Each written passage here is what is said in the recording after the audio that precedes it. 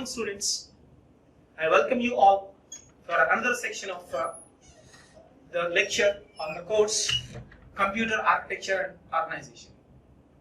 In today's class, I am going to discuss about a concept, basic instruction types. Every CPU has its own instruction set. Basically, what that instruction set specifies is what are the different operations that are performed by that central processing unit. Now we are going to learn something related to the instructions which are supported by a central processing unit. Here our topic is basic instruction types. The same concept we can also call as the classification of instructions based on the number of operands in an instruction or the number of address fields present in the instruction. Like this also we can call this concept. Now we can go and discuss this topic. Right. So first, what is meant by an instruction? In computers, the instruction gives direction to the central processing unit to perform a specific operation. I repeat, what an instruction? In computers, an instruction gives the directions to the central processing unit to perform a specific operation. That's the meaning of it. Then what an instruction consists? An instruction consists of basically two informations or two parts. The first part, what we can call is, the first part is operation code part, that is this. It is simply called as code. And the second one is operands. Every instruction has these two types of information. I repeat, every instruction has two types of informations or two parts. The first one is operation code, or simply we can call as code, and the second one is the operands. What this operation code means and what this operands means. We can go and find out. Yes. So what operation code? The operation code indicates the type of operation performed by the central processing unit. What is the meaning of operation code?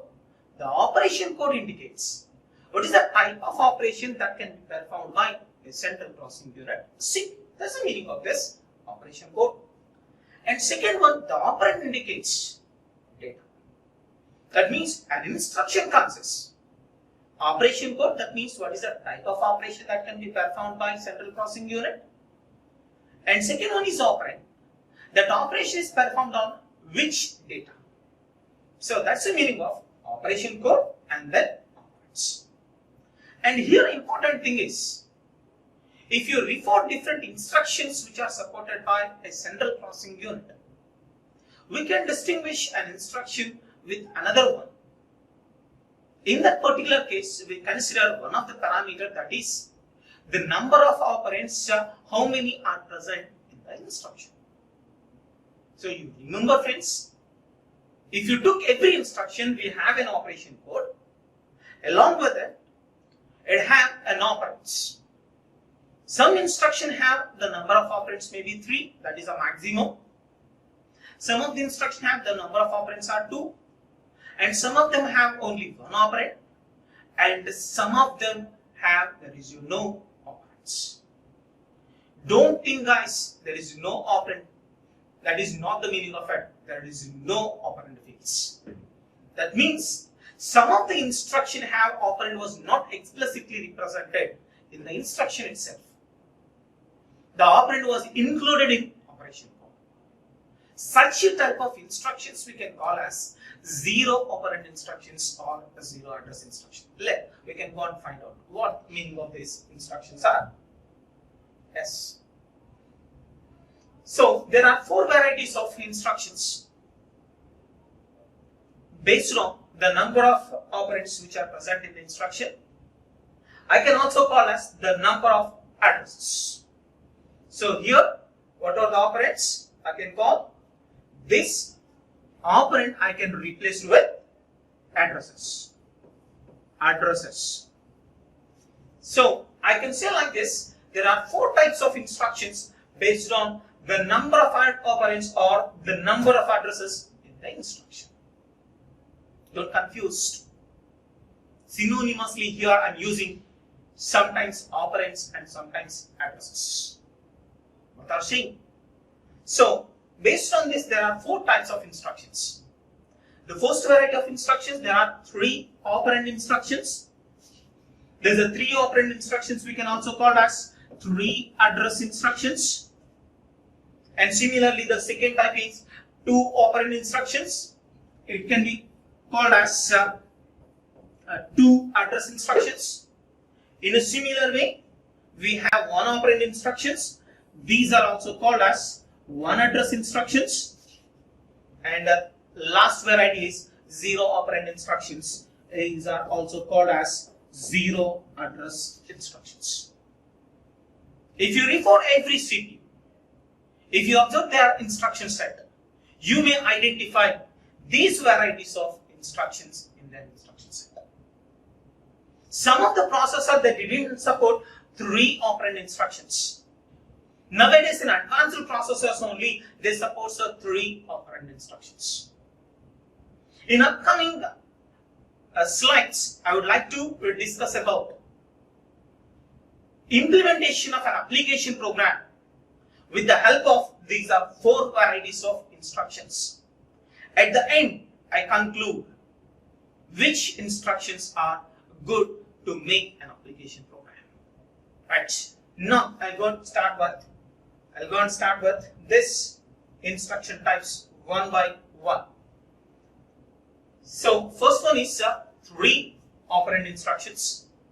That means an instruction consists of only 1 operation code along with 3 operand fields. I repeat, these instructions have only 1 operation code along with 3 operand fields. Out of 3 operand fields, 2 operands are act as source. That is this. 2 operands are act as source, and only 1 operand that will be act as destination. You remember, guys, out of 3 operands, 2 operands are act as sources, and 1 operand is act as a destination. We can see the format of this 3 operand instruction here. So this is an operation code. This is operand 1. This is operand 2. This is an operand 3. Here I didn't mention which operands are sources and which operands are destination. There is a reason for this. In some of the processor instructions, the operands which follows the operation code, that can be considered as a destination, and later 2 are considered as sources. If you are coming to some other processor, this process is exactly opposite. That means what are the operands that follows the operation code, those are considered as sources, and the last one is treated as a destination. As of now, I didn't give which operands are sources and which operands are destinations. Simply, I mentioned for my 3 operand instruction, it consists 3 operands. This is operand 1, this is operand 2, and this is operand 3. Now here, listen carefully. For example, for representation of operand 1, I need some n bits. Listen carefully. Here what I am saying is, for representation of this operand 1, I need an n bits. For representation of 3 operand fields, I need 3 into n bits. That means in this single instruction, for representation of only operands, I need 3 n bits. For example, if you go and take the number of bits that we are assigning for an opcode, let you can assume that was n. So this is m bits, and this is n bits. This is another n bits, and this is n bits. Then what is the total size of an instruction? M plus 3 n bits. That means the instruction size is too large. That is a thing you have to remember regarding to this 3 operand instructions. I just recollect what these 3 operand instructions are. A 3 operand instruction consists one operation code along with the 3 operands. Out of 3 operands, 2 operands are act as the sources and 1 operand can be act as a destination. And coming to the format of this, the operation code followed by 3 operands, operand 1, operand 2 and operand 3. I didn't mention which are sources and which one is the destination. I tell you what is the reason for this. So based on the processor, some of the processor have the first operand can be act as a destination. For some of them, the first can be act as the source. So as of now, you just remember this operand 1, operand 2 and operand 3. And the final point is, for representation of operand 1, you need an n bits. To represent 3 operand fields, you need 3 n bits. If you go and take the number of bits that we are assigned for operation code, that you can assume some m bits, then the total size of an instruction is m bits plus 3 into n bits. So this indicates that the size of the instruction is too large. So that is a problem with this. Now I can go and take a small example how to make an application program with the help of only this 3 operand instructions or 3 address instructions. Fine. Next, see here. This is an example. Here my example is x equal to a plus b divided by c minus d. So here you assume, friends, x, a, b, c and d. These are different memory locations. For example, this. Yes.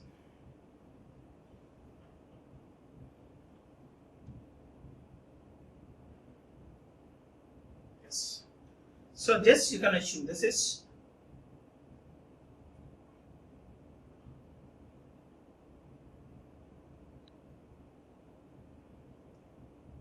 yes. You can assume this is a memory. This is a memory which has some set of locations like this. In this location, this is the location A, and this was the location B. This is the location C. This is the location D, and this is location X. So instead of giving numbers, here I am using some alphabets for identification of memory locations. In my example, my task is go and add these are 2 locations data and do the subtraction between these are 2 locations data. Thereafter do division between the addition of these 2 and subtraction of these 2. At the end, the result can be stored in X. This application program, how I can implement with the help of 3 operand or 3 address instructions. So the first instruction is like this: add a comma b comma r1. That means I can go and take a data from location A. So here I written that is location of A. So here M represents memory. So memory location whose address is A, its content is added with another memory location which name is B. These are 2 are added.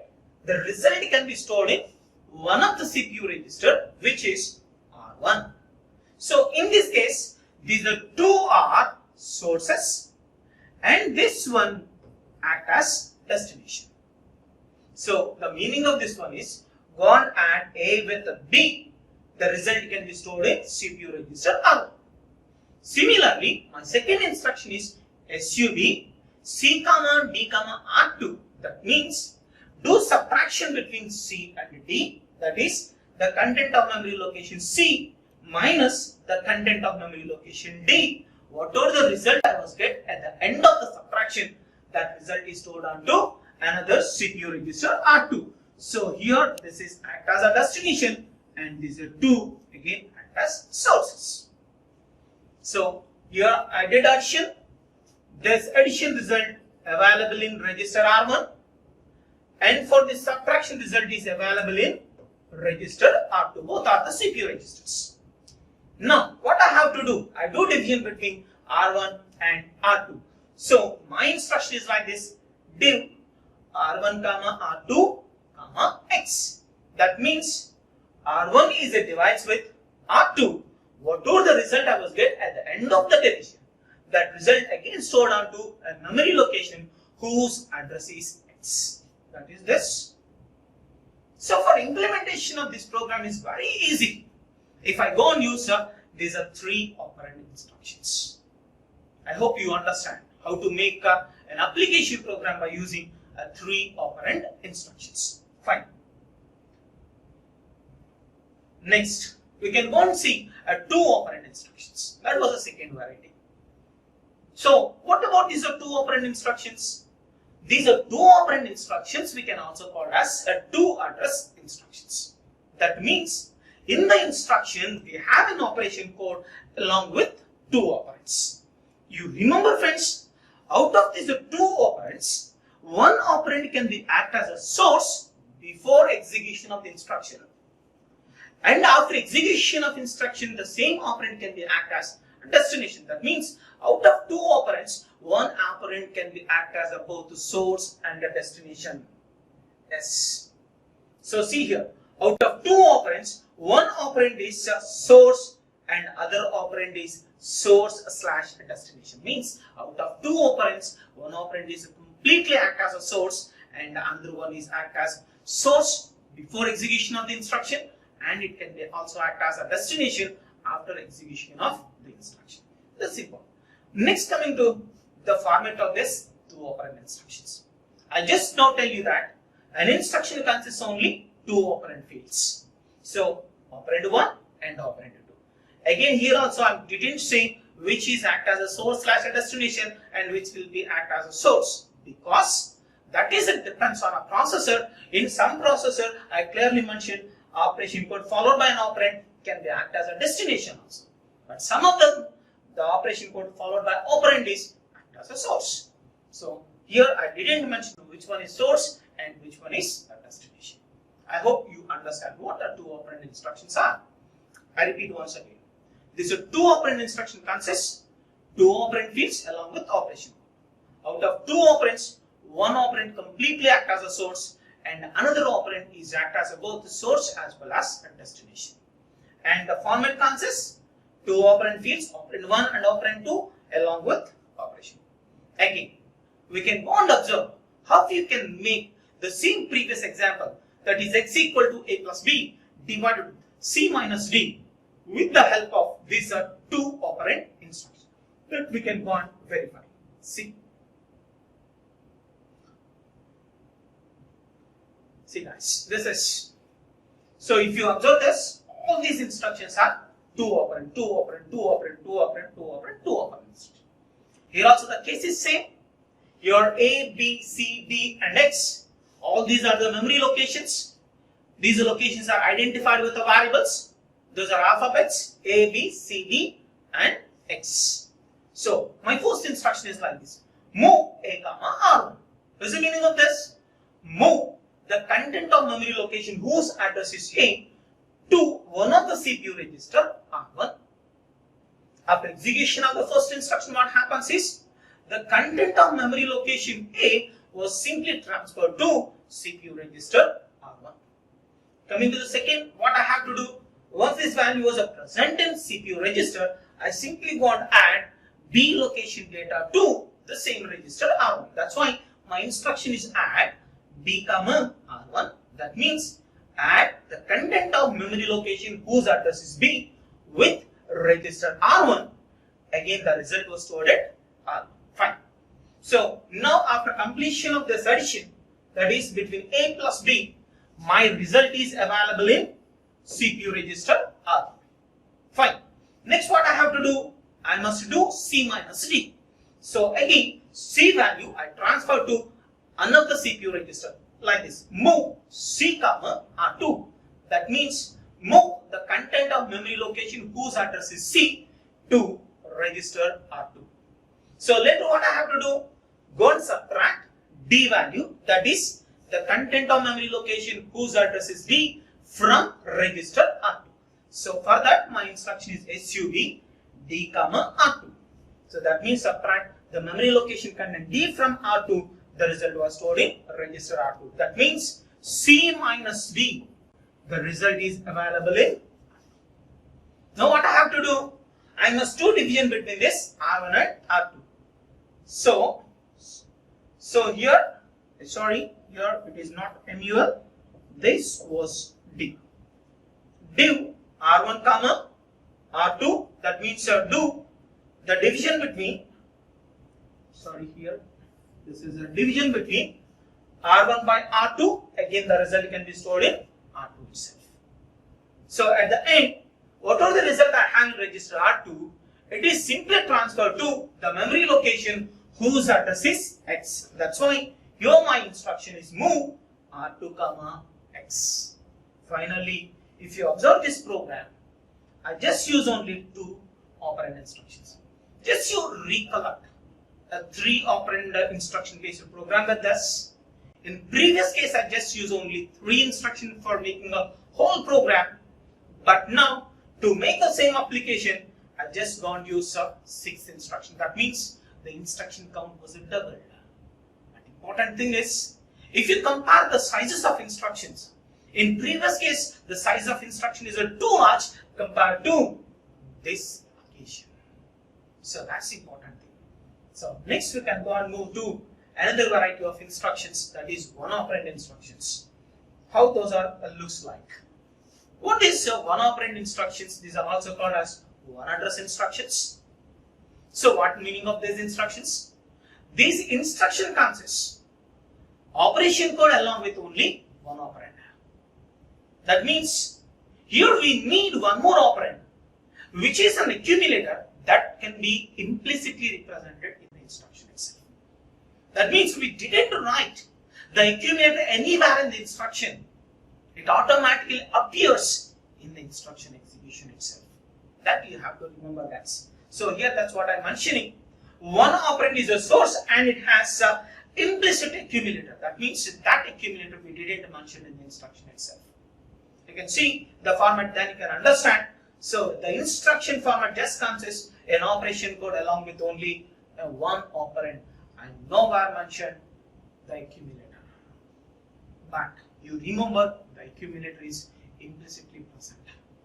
Again, how I can go and make the same application program, that is A plus B divided with A minus C minus D, with the help of this one operand instructions or one address instructions.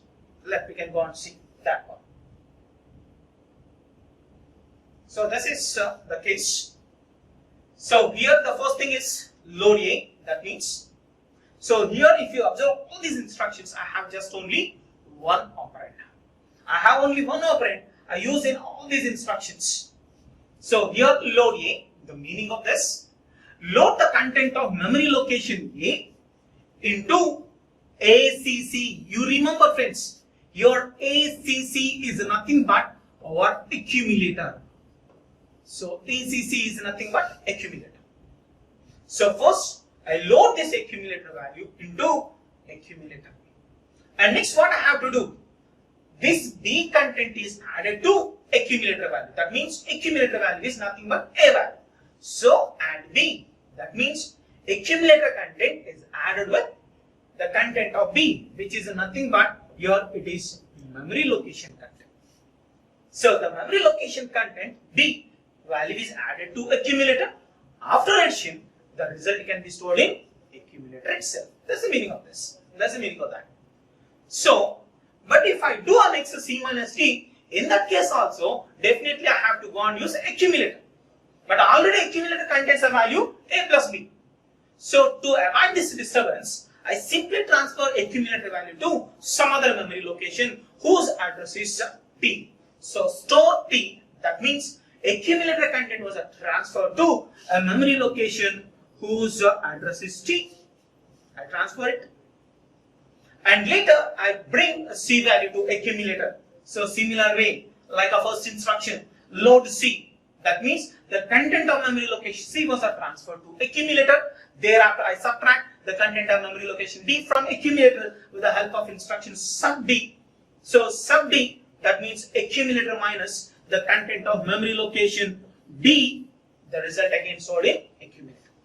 So here A plus B value is available in T. Now this C minus D value is available in accumulator. What I have to do? The next thing is, if I want to go and do the division, Next, I have to do a div instruction. Here I use a multiplication. I just change here the symbol. Instead of using division, here I can go and use a multiplication. If I use a multiplication, then simply I write an instruction is MULT. If I use MULT, that means accumulator content is multiplied with a T. That means T is nothing but a memory location value. Again, the result is goes to accumulator itself. At the end, where we have to store our result.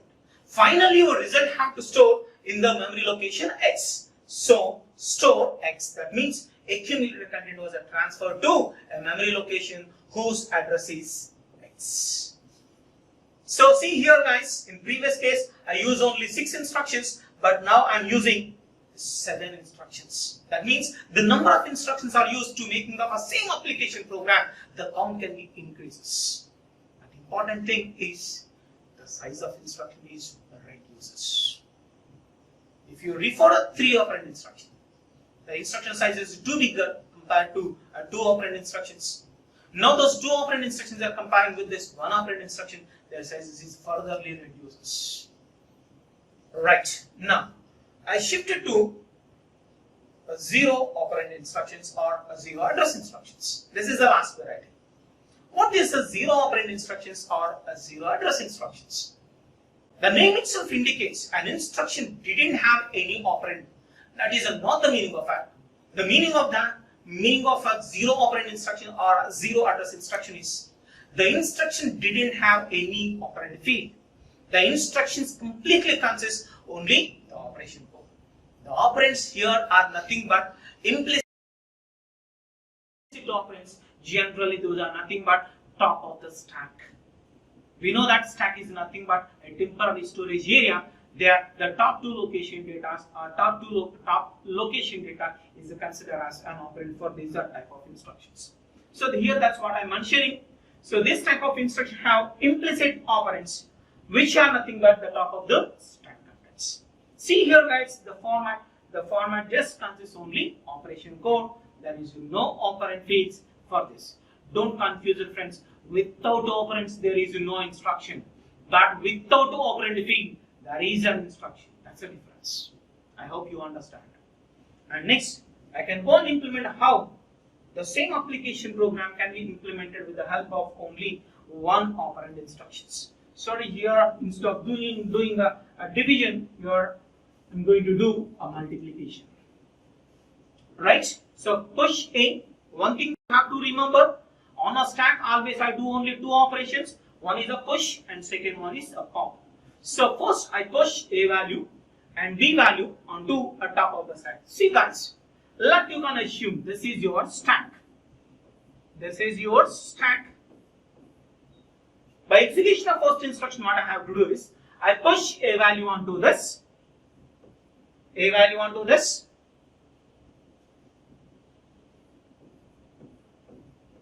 A value onto this. That means up to this, already the stack is filled with the data. This is the top of the stack we can go. So by execution of first instruction, A value was transferred to the top of the stack. And later what I have to do, I transfer B value also. So I need another new top of the stack, which is an empty location. So this is that. So this location is used to hold B value. So that's why I'm using a second instruction push B. B value was transferred to new top of the stack. Now these are 2 locations we consider as TOS. So now I'm using a 0 operand instruction. See guys, add. Add means to simply go and do addition between these 2 operands of a top of the stack. The result can be stored in the top of the stack here. Here we may get A plus B. Next we have to do C minus B. For that case again you have to push C value, D value. So this is an empty. Here you send C value this location, and next you send D value onto this location. Thereafter do a subtraction between them. For that I was use a sub instruction. In this case I will do the subtraction between these 2 locations data. That means so C minus D, the result is available here itself. Now these are 2 locations. Again you consider as a top of the stack.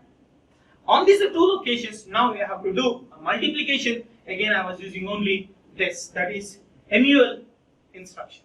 multiply the top of this two location data. Later what I have to do? My result is after completion of multiplication is available here. That value I transfer to a memory location X. For that case, my instruction is operates. So again, if you are observing guys, here I use more and more number of instructions compared to previous cases. Here one thing is very clear guys. If an instruction size is a large, that indicates it has a more number of operands. If the instruction size is less, the number of operands present in the instruction is less. If the number of operands present in the instructions is less, no doubt the application programming consists more number of instructions. That was the conclusion. Right. So with this, I conclude this topic. If you have any doubts, you can ask me in the next class. So thank you very much for patiently. Thank you. So the next thing is conditional codes. What these conditional codes are? You remember friends, after execution of every instruction, you may get a result. What a result contains? For example, I would do addition operation. After completion of addition, I may get a result such as the result contains sum. Along with that, it may consist carry outcome as well as the sign of the result is a positive or negative. The sign of the result is positive or negative. Sometimes the result may be 0. So this is 0 condition, sign and a carry. These we can call as the conditions of the result. These conditions of result are very much helpful to us to make a conditional branching instructions. These conditional branching instructions are used to change the program execution order or the program execution sequence. Once again, I tell you what these conditional codes are. These conditional codes are nothing but the outcomes of a result such as carry, 0, sign, overflow. All these things we can consider as conditional codes. Sometimes these conditional codes are also called as conditional flags. In our processor, these conditional flags are stored or available in a conditional code register. I repeat, the conditional codes or the conditional flags which are available or are stored in one of the CPU register which is called conditional code register. In some textbooks or some notations, the conditional code register we can also call as flag register. That we have to remember. What is the use of these conditional codes or what is the use of these flags? These flags are used to make a conditional branching instructions.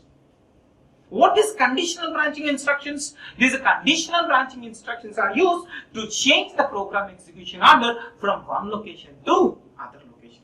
I give a clarity for this by taking a small example. See here friends, this is some program. This is the program now executing by my processor.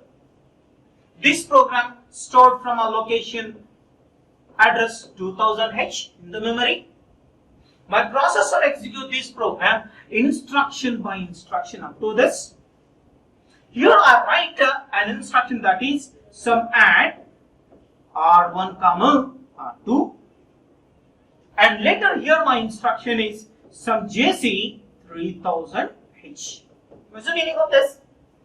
After execution of this addition operation and the result you may get any carry, then go to a location address 3000H. That means here the condition is satisfied. That means here your carry flag that is CF is equal to 1. Once it happens, our program execution was shifting from this location to a location address 3000H. Originally, your processor has to go and execute the instructions like this, but here the sequence can be changed to some other place. So for that purpose, we took the instructions are called conditional branching instructions. To design such type of conditional branching instruction, here is JC. To make this, I took the condition of a carry flag as CF. Right? I hope you understand what's the use of this conditional flag. In our systems, repeatedly we are using some of the conditional codes or some of the flags. Those are nothing but a negative, overflow, zero, and a carry. These are the flags repeatedly used.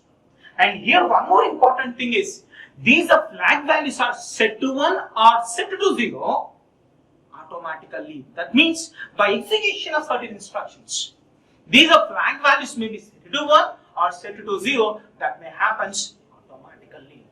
You need not be make these flag values are 1 or these flag values are 0 intentionally. These flag values are automatically set to 1 or set to 0 by execution of instructions. That you have to remember. Now, we try to identify for what cases these flag values are set to 1. Let's go and find it. See here, these are flags. First one is a negative. One thing you have to remember, friends, the same negative flag. This is a negative flag. Sometimes we can also call as sign flag. Simply S.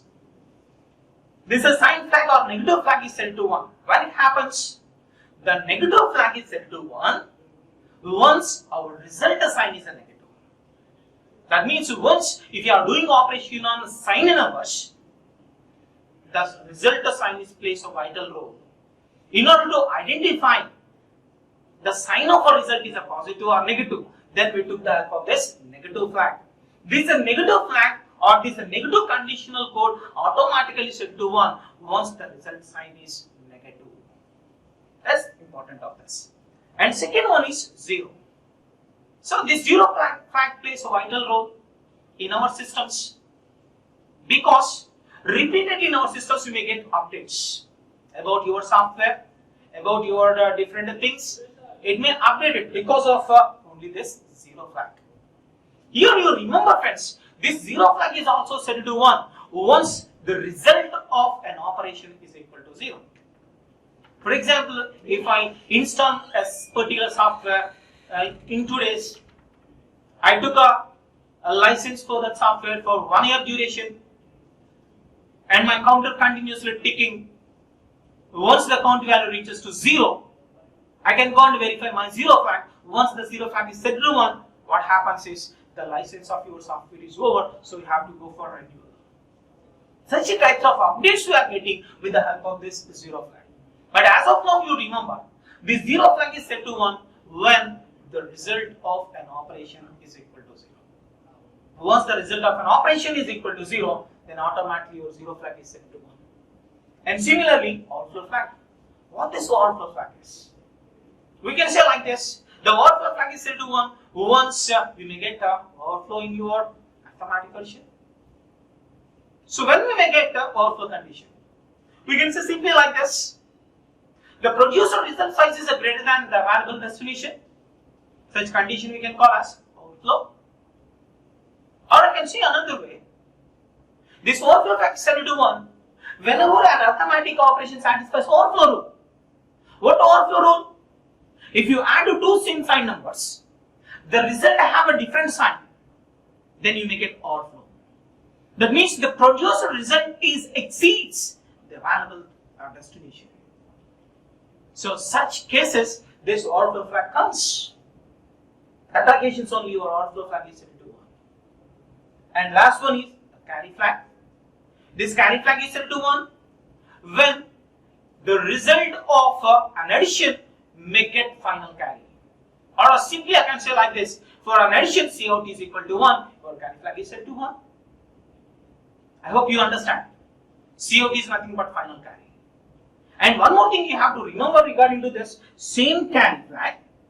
In sometimes we are using the same carry for representation of borrow in subtraction. Borrow in subtraction. When a borrow was generated, the condition is very clear. Whenever the minute value is less than a subtrahend, that occasion the borrow is to 1. So here you remember, friends, the carry flag is also act as a borrow flag. These are the some of the flags which we are repeatedly used in our systems. Along with these conditional codes, we have some of the conditional codes like for indication of parity, for indication of underflow, For all these things also, we have a flags, but those we are not using regularly, only we are using these are the regular. So I hope you understand. So what the conditional codes are and their use, and when these conditional codes are set to 1, all these things you understand, I hope. So thank you for patient listening. Once again, have a nice day.